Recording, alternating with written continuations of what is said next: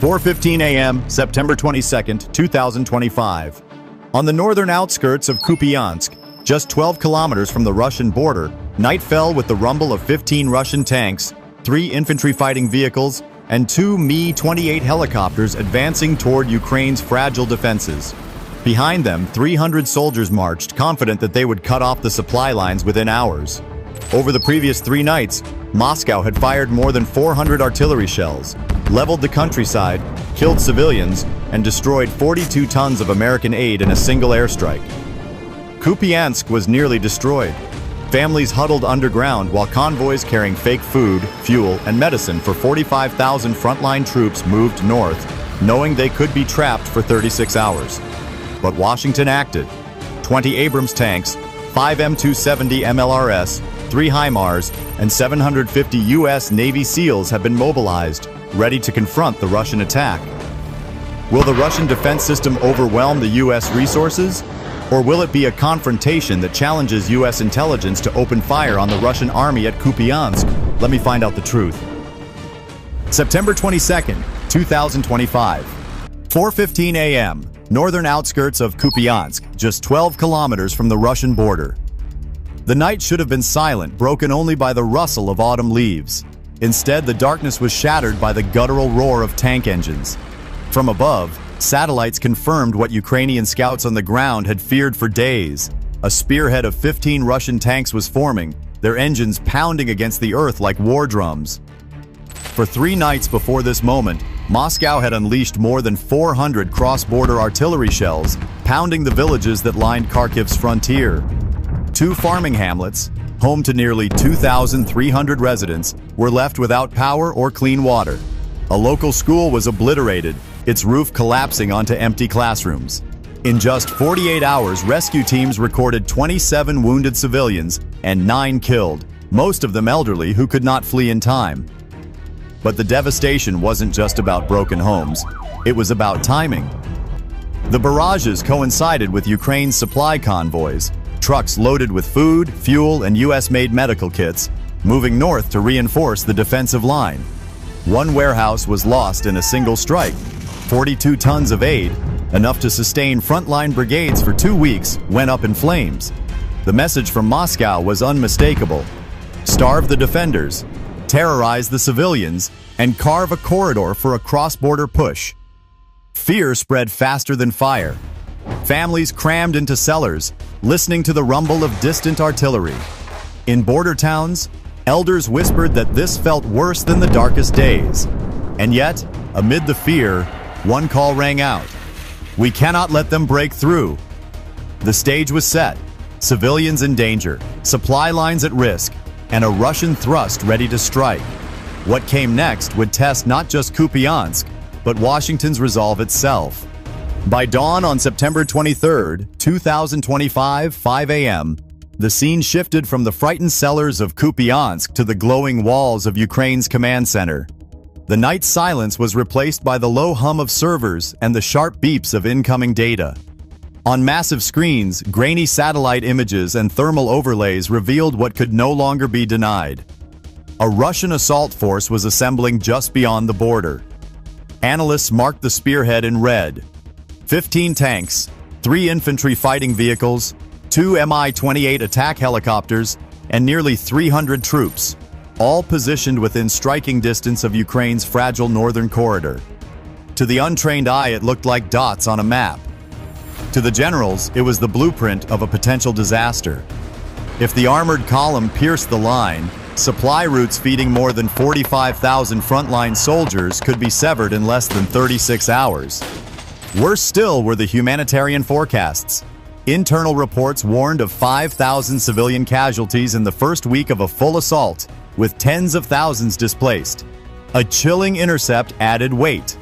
Russian officers discussing so-called civilian choke points, deliberate strikes on evacuation routes. It was evidence of intent, not collateral. The screens also confirmed the loss of the supply depot. The camera feed lingered on a blackened crater where 42 tons of US supplied aid had been stored. Medical kits, rations, and fuel, vital lifelines, gone in seconds.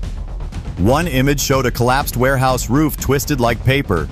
a silent monument to the precision of Russian fire. Inside the Situation Room, the debate turned stark. Act now and risk international escalation. Wait and watch villages burn. As Kupiansk braced for impact, Washington weighed its options. The decision would come not in weeks, but in hours. Your voice matters. Show your support by liking this video, subscribing to the channel, and sharing it so others can see what's really unfolding. Later that morning, inside the White House Situation Room, the debate ended. The intelligence on Kupiansk left no room for hesitation. 5:30 a.m., Washington authorized a limited but decisive intervention, one designed to halt Moscow's spearhead before it could shatter Ukraine's lifeline.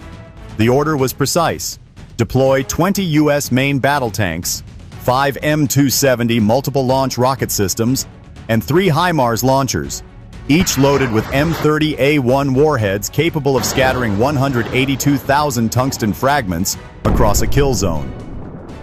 Alongside them, nearly 750 Navy SEALs were greenlit for forward operations, their task clear: secure the supply convoys, shield the flanks, and hold ground until the armored fist of Russia broke against the wall. Each SEAL carried modern tools of war: M4A1 carbines, Mk48 light machine guns, M110 sniper rifles, and M320 grenade launchers. It was the largest special operations deployment in Eastern Europe since the Cold War. The numbers alone changed the equation. Where Ukraine faced 15 tanks, America would answer with 20 of its own, supported by long-range rocket fire and swarms of reconnaissance and kamikaze drones. Simulations predicted that if action came within 36 hours, the supply routes could be secured and the humanitarian catastrophe, estimated at 5,000 civilian deaths in the first week, could be blunted. Delay even a single day, and the cost would multiply. In Pentagon briefings, one general put it bluntly: "This is not an invasion force. It's a shield." The strategy was defensive by design. Build a wall of steel, precision, and special forces around the convoys and the villages. The objective was survival, not escalation. As fire fell on Kupiansk once again, U.S. armored and elite forces began quietly moving into position. The counterattack was planned. The next hours would be decisive. The stage is set, the forces are in place, but what came next shocked everyone watching. Keep watching, you won't want to miss it. 5:45 a.m. The skies above northern Kupiansk were pitch black, but the earth trembled under the weight of engines. The Russian spearhead had begun to roll. 15 tanks, 3 infantry fighting vehicles, and 2 Mi-28 helicopters advanced in formation, their silhouettes cutting through the night. Nearly 300 troops followed, convinced they were hours away from tearing open Ukraine's defenses. Then the silence broke. From 30 miles away, 3 US HIMARS launchers fired their first salvos. Each rocket carried 182,000 tungsten fragments, turning the farmland into a lethal storm. Within seconds, 2 tanks and an infantry vehicle were ripped apart, their wreckage igniting the fields. Above, swarms of American reconnaissance drones hovered silently, guiding the strikes with surgical precision. Behind them, loitering kamikaze drones dove straight into Russian supply trucks, detonating fuel and ammunition. The night lit up in fireballs so bright they were visible across the border. By 6:15 a.m., the ground shook with a new arrival: 20 American M1A2 Abrams tanks joining the fight. Engines roaring at 1,500 horsepower, they slammed into the Russian spearhead. The clash was brutal. Depleted uranium shells from the Abrams pierced Russian armor at over 5,000 feet per second, shredding 3 more tanks in the first exchange. On the flanks, 750 Navy SEALs secured 2 supply routes. Moving in disciplined squads of 12 to 14, they cut down infiltration teams with M4A1 carbines and Mk48 machine guns, ensuring food and fuel trucks could keep moving. One SEAL squad ambushed a Russian platoon in a tree line. 27 soldiers neutralized in under 6 minutes, with not a single convoy vehicle lost. The Mi-28 helicopters attempted to intervene, launching volleys of rockets. But an American Stinger team responded instantly, downing one with a single missile. The second helicopter retreated, spewing flares into the night. In an instant, the battlefield was a graveyard of steel. Out of the original Russian column, 9 of 15 tanks lay destroyed, 2 infantry vehicles burned out, and over 120 Russian soldiers were confirmed dead or captured. American losses were painful but far lighter. 3 Abrams tanks disabled, 19 SEALs wounded, and 7 killed in action. Kupiansk's supply lifeline held firm. For the civilians hiding in basements, the thunder they heard that night was not the sound of their destruction, but the sound of survival. Still, the cost was undeniable. Smoke rose for miles, families mourned the dead, and commanders on both sides knew the war had just entered a deadlier phase. The counterstrike was a success, but it was only the beginning. September 23, 2025, the smoke over Kupiansk had barely lifted, but the numbers told a story more brutal than the scorched fields. The Russian spearhead had been blunted, yet the cost was staggering. Intelligence confirmed. 9 tanks destroyed, 2 infantry vehicles gone, and over 120 Russian troops killed or captured. But on the America side, the ledger of sacrifice was equally sharp. 3 Navy SEALs killed in action, 19 wounded, and 2 Abrams tanks disabled. Each number was more than statistics. Each meant families waiting for news that would never be good. The humanitarian toll spread wider. The 3-day artillery campaign that preceded the assault had already displaced more than 14,000 civilians across Kharkiv region. Emergency shelters were crammed beyond capacity, with aid groups warning of medicine shortages within 72 hours. The destroyed depot, 42 tons of supplies lost, still hung over relief workers like a shadow. Even with the supply line secured, the region would limp forward, not sprint. Survivors told stories that cut deeper than maps. A grandmother pulled from a collapsed basement clutched the photograph of her son, whispering that she could not bury another child. For them, Kupiansk's defense was not abstract strategy. It was the difference between life and oblivion. Strategically, Washington's gamble had held. The defensive wall of US armor, rockets, and special forces stopped the Russian thrust cold. But the move also drew sharp lines. Moscow condemned the intervention as escalation, while NATO allies hailed it as proof of resolve. Inside the Pentagon, one official admitted, "We bought Ukraine time, but at a price no one should mistake as cheap." In the days that followed, casualty lists lengthened, villages emptied, and the front quieted into an uneasy lull. Yet beneath the silence, one fact loomed. Had Washington hesitated, 5,000 civilian deaths might have been recorded in a single week. Instead, Kupiansk endured, bloodied, battered, but unbroken.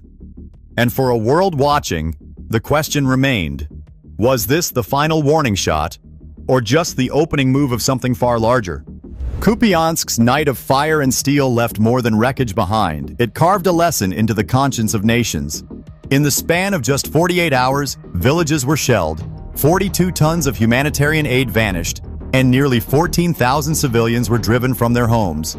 Russia's spearhead collapsed, but not before over 120 soldiers lay dead. 7 American SEALs paid with their lives, and Ukrainian families endured yet another round of heartbreak. The figures are staggering, yet behind them stand faces. A grandmother clutching her only photograph. These are not abstract numbers. They are human beings caught in the jaws of history. Strategically, Washington's counterplan worked. Supply lines held, Kupiansk remained in Ukrainian hands, and the predicted 5,000 civilian deaths in the first week of a breakthrough never came to pass. But the costs remind us that survival is never free. Each destroyed tank, each intercepted rocket was matched by grief and sacrifice. And the war does not end here. Russia may regroup, Ukraine will brace again, and America must decide how much further it is willing to go. Kupiansk is not the end. It is a signal. A warning that tomorrow's battles will demand even harder choices, even greater resolve. Now the question falls to us, the viewers, the citizens, the witnesses. What do you see in this story? A defense worth the risk, or an escalation too costly? Should America continue to shield Ukraine, or step back and let the storm take its course? If you found this story meaningful, I ask you to like this video, share it with others, and subscribe to the channel. And in the comments below, tell us, what would you have done if the choice was yours?